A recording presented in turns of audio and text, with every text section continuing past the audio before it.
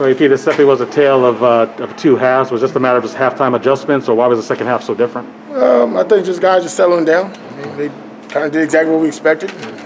They made plays early. Great job with the quarterback. He did a good job early on, scrambling, buying some time, keeping the ball in some zone reads, which we expected. We just got to make those plays. Guys are there. We got to make the play.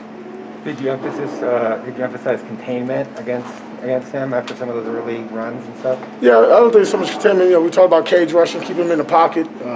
I thought there was a couple times, we're coming off the edge, guys that do their job. And there was a few times we just missed some tackles. I think early if I would just have to guess, I think I saw about 5 or 6 missed tackles in the first half. I didn't see that many in the second. The job he did on Charles Williams, especially after what he did last week, and can you talk about that? Yeah, big emphasis was on that beginning of the week. We talked about it, right?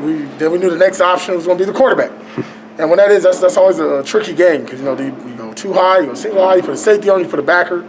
Early on, he made some plays, and I think after we hit him a couple times and shook him up, I think that changed the story. I was going to ask you about that. Soleil really hit the quarterback there at the end of the first half, and it seemed like things kind of changed after that. How big of a play was that? What affected? Well, when you want to run a quarterback, that's what you want to do. You want to limit that real quick. So when you hit them, those see the head coach, everybody kind of, hold on.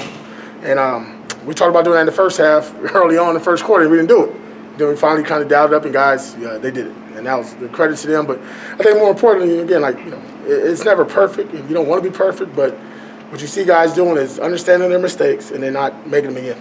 3 of their 4 third down conversions were on that first drive, and then only one the rest of the game. What did you think about just how you guys locked down after that? Yeah, again, I think, early ones, I think the quarterback maybe ran on 2 of them, am I correct? And then after that, guys got their eyes right. Hey, you got the quarterback, take the quarterback, and then, we knew, listen, man, football's not hard. We went into the game understanding this kid's first start. It wasn't going to be very limited what they're doing. They had a lot of repeat plays. We were expecting that. Again, it just comes down to execution. Penalties were definitely not the storyline. That's for the head coach. Oh. Well, did you think that your defense was a lot more smooth, more comfortable this time? With the penalties? And just in terms of being less emotional in terms of Yeah. Then it just comes down to eyes, technique, and there's execution. Really, it's always about eyes. College football is so much eye candy and a lot of window dressing. Just look what you're supposed to look at. It makes it really easy. And then when they did that, we was off the field, 5, 6, 3 and outs in the game. That's how it's supposed to be. Coach, what can you tell me about? Congratulations on the win. 15 yards in the second half. What can you tell me about how Darian played? I mean, like I keep saying, that guy's one of the best players on our football team. Probably one of the best in the Pac-12.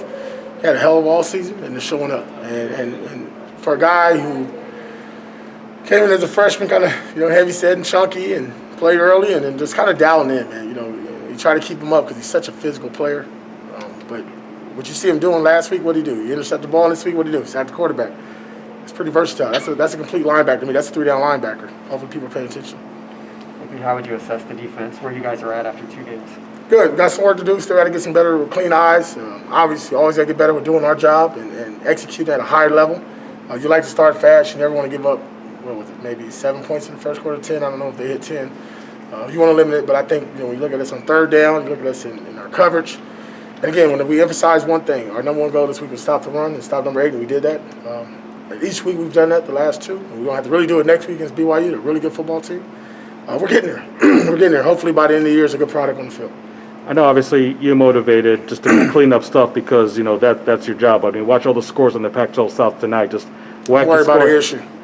But, I mean, is that still like a motivation to even take every business even more when you see what goes on around the Don't worry conference? about the issue and the guys in this building. You guys didn't let them cross the 50-yard line in the entire second half.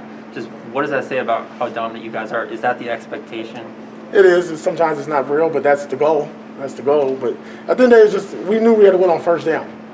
And then you get second down, and we got them in third down. That's third long. That's our money down, right? You see those guys kind of having little money signs up, doing that. They're having fun with it, so that's fun to watch them do it. And then really good credit to our D linemen. Played a lot of young D linemen, man. Them dudes.